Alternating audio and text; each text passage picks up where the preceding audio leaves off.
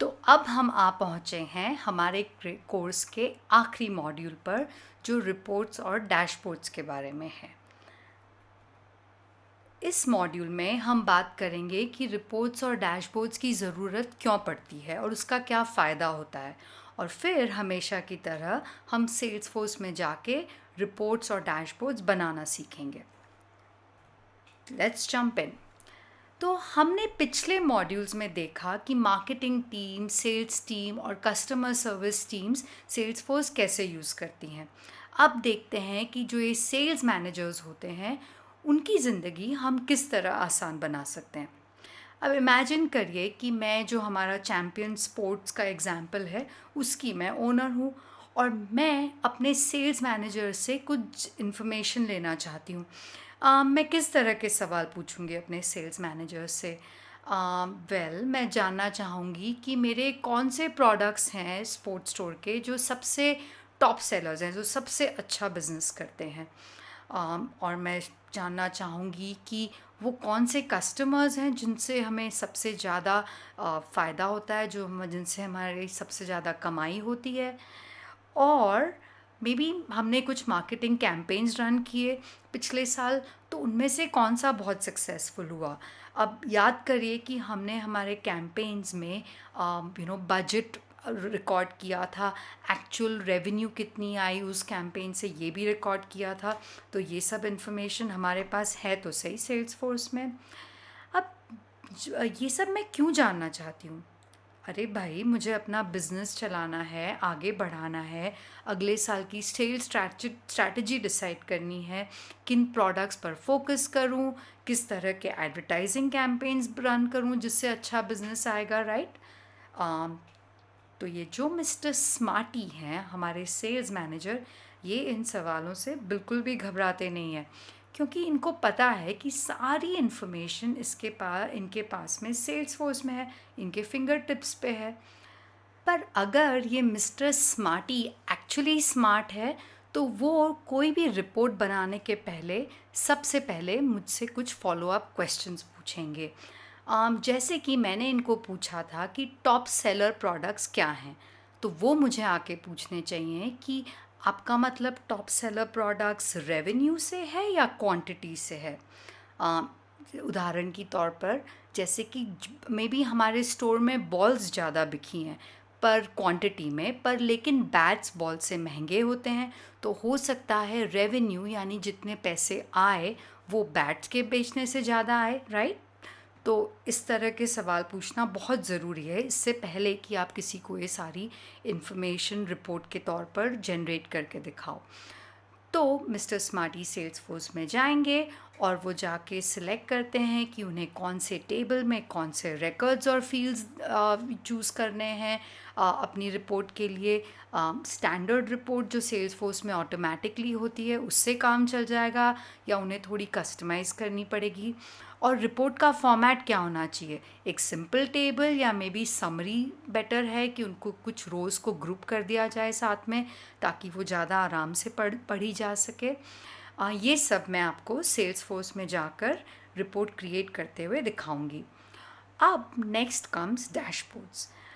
अब अगर ये मिस्टर स्मार्टी सुपर स्मार्ट है, तो वो मेरे लिए एक डैशबोर्ड बना देंगे कि अगली बार उनसे जाके सवाल पूछने के जगह मैं अपने डैशबोर्ड पे जाकर सारी इन्फॉर्मेशन ले लूँ जिसमें मुझे इंटरेस्ट है। उसके लिए वो अपनी रिपोर्ट को सिलेक्ट करेंगे एज अ सोर्स और डैशबोर्ड्स पर जाकर कंपोनेंट्स डालेंगे, जिससे वो सारे इम्पॉर्टेंट मेट्रिक्स या ट्रेंड्स दिखा सकें। अब इस सब का मतलब क्या होता है, चलिए आपको दिखाते हैं। तो चलिए अब हम वापस से हमारी फेवरेट सेल्स ऐप में आ जाते हैं और रिपोर्ट्स और डैशबोर्ड्स पे काम करते हैं। अब ये रिपोर्ट्स और डैशबोर्ड्स मेरे तो मेन मेन्यू में है, पर हो सकता है आपके इस मोड ड्रॉप डाउन में हो, तो उसे बस बाहर पुल आउट करना है। तो सबसे पहले रिपोर्ट बनाने लगते हैं। मैंने एक पहले ये रिपोर्ट बनाई हुई है ट्रायल के तौर पे, पर हम एक न्यू रिपोर्ट जनरेट करेंगे।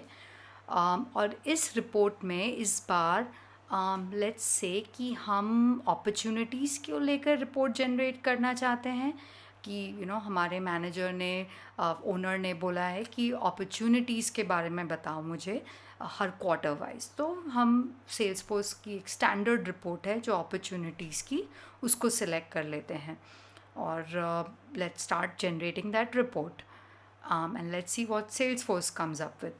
Oh, so now Salesforce ने सिर्फ 2 ही रिकॉर्ड्स दिखाए हैं हमें, क्योंकि फ़िल्टर सेट है ऑलरेडी। ये बाय डिफ़ॉल्ट अभी वाले क्वार्टर का दिखा रहा है, पर हमें पूरे समय का चाहिए। तो let's select the range as all time and let's apply that and see if that makes a difference. And there you are seeing much more, many more records essentially. So let's run the whole report and we should see 34 records. जो ऊपर number आया, we should see 34 rows in this table. So we have completely completed our report, and now let's save it. And actually before saving it, we should see this report is not very usable. Maybe we should group it. Maybe we can group it by this fiscal period, यानी कि साल के fiscal year के कौन से quarter में कितने opportunities थी। तो उसके लिए हम ये group rows select करके fiscal period डालें, तो देखिए हमारे ये rows कुछ group बन गए हैं। अब इस रिपोर्ट में एटलीस्ट ये रीडेबल हो गई है, पर अभी भी ये जो एम्प्टी कॉलम्स हैं ये मुझे कोई काम के नहीं लग रहे हैं, जैसे ये ओनर रोल। तो इसको हटा दिया जाए, तो वो हम कॉलम्स वाले सेक्शन में आके इस रिमूव कॉलम और ओनर रोल को कर सकते हैं। चलिए देखते हैं और कोई एम्प्टी कॉलम्स हैं क्या।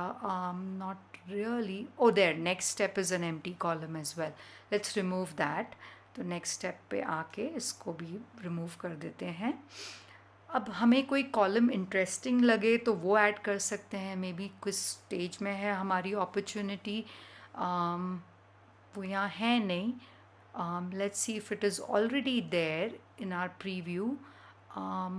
Oh yeah, it is already there in our preview, so never mind, that's the reason. So let's just run this report, and now we see 34 records again, grouped by fiscal period, and let's save this report. अब इस report का नाम थोड़ा गलत है, इसको update कर दिया जाए कि it's an opportunities report by fiscal period. Now it's not just a table like with rows and rows of opportunities, it's grouped by fiscal period. Oh, I think we've hit the character limit here, तो new हटा देते हैं इसमें से and we'll make it period there, and let's save this. तो इस तरह से हमने हमारी पहली रिपोर्ट जनरेट कर ली है और सेव कर ली है। अब अगर आप और हमारे Q4 में जो हमने ये 2 लीड्स पे काम किया था अभी, स्कूल्स की लीड्स पे, वो भी हैं। अब हम चार्ट भी ऐड कर सकते हैं just to make our report look more interesting, और ये ऑटोमेटिकली सेल्सफोर्स ने ये bar chart, horizontal bar chart generate कर दिया। पर मुझे ये बार चार्ट पसंद नहीं है, तो मैंने सेटिंग्स में जाके इसको कॉलम में कन्वर्ट कर दिया। I think now my report looks really good. I can save it and I can use it to either just ship it as a report, or maybe I can generate a dashboard out of it. Let me save it first. तो हमारी इस report में ही जाके हम इस report को ही dashboard में डाल सकते हैं, इस पे ऐड टू डैशबोर्ड पे आके। पर उसके बजाय हम सीधा डैशबोर्ड्स पे जाके वहीं से एक नया डैशबोर्ड क्रिएट करेंगे। तो हम न्यू डैशबोर्ड पे क्लिक करते हैं, और पहले तो हमें हमारे डैशबोर्ड का नाम सोच लेना चाहिए कि ये अपॉर्चुनिटीज़ रिलेटेड है, तो इसे अपॉर्चुनिटीज़ डैशबोर्ड बुलाते हैं और इसे क्रिएट करते हैं। एक एम्प्टी डैशबोर्ड क्रिएट होगा और एक ग्रिड व्यू के साथ, इसे ग्रिड व्यू बोलते हैं। इसमें हम कंपोनेंट्स ऐड कर सकते हैं। तो let's create a new component for which we have to select the report जिसमें से ये component generate होगा, जिसके data को लेके ये component generate होगा। तो हमने ये opportunities report by fiscal period बनाई है। अब मुझे क्योंकि बार चार्ट नहीं पसंद है, मैं कॉलम चार्ट सेलेक्ट कर लेती हूँ। पर कॉलम चार्ट भी थोड़ा बोरिंग है, और ये काउंट भी थोड़ा बोरिंग है कि सिर्फ हमें पता है 34 काउंट है। तो pie chart actually looks interesting कि वो हमें डिस्ट्रीब्यूशन बताता है कि हर क्वार्टर में हमारे कितनी अपॉर्चुनिटीज़ थी. So let's add that as a component, and it shows up on my dashboard. I can move it around. I can even resize it if I want. So let's just for kicks हम थोड़ा सा बड़ा कर देते हैं इसको. हमारा pie chart automatically adjust हो जाता है. And that's it, we have a component. Let's save our dashboard ताकि हम वापस उस पे आएँ तो हमें हमारा कंपोनेंट दिख जाए, नहीं तो ये कंपोनेंट डिसअपियर हो जाएगा.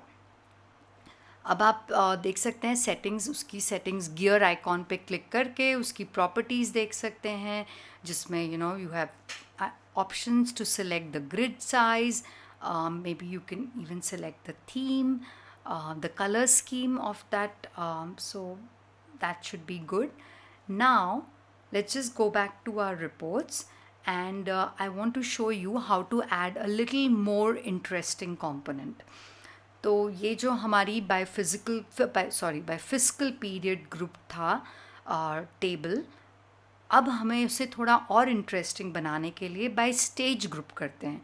तो for every quarter let's say we want to group the opportunities in each stage together. तो इसमें ग्रुप रोज में स्टेज ऐड करते हैं. Let's look for stage and there let's select that and see what that does. तो see हमारी पर quarter additional grouping आ गई है बेस्ड ऑन द स्टेज की. क्लोज्ड वन में जैसे 7 अपॉर्चुनिटीज़ हैं तो वो साथ में क्लब कर दी गई हैं, और इसी तरह बाकी क्वार्टर्स के लिए भी. तो लेट्स रन द रिपोर्ट ताकि हमें सारे क्वार्टर्स की इंफॉर्मेशन दिख जाए. Let's click on run and okay, I am back to my 34 records, और मुझे सारी अपॉर्चुनिटीज़ 2 लेवल्स पे ग्रुप हो गई हैं, एक बाय फिजिकल पीरियड और दूसरा बाय स्टेज. तो ये काफ़ी अच्छे से ऑर्गेनाइज्ड हो गई है हमारी टेबल. इसको पढ़ना आसान है, और ये हमारे जो स्कूल्स की अपॉर्चुनिटीज़ थी क्लोज्ड वन और क्लोज लॉस्ट के कैटेगरीज़ में अलग अलग दिख रही है. तो सेव करना नहीं भूलते हैं, क्योंकि हम ये रिपोर्ट अब अपने डैशबोर्ड के एक और नए कंपोनेंट में यूज़ करेंगे.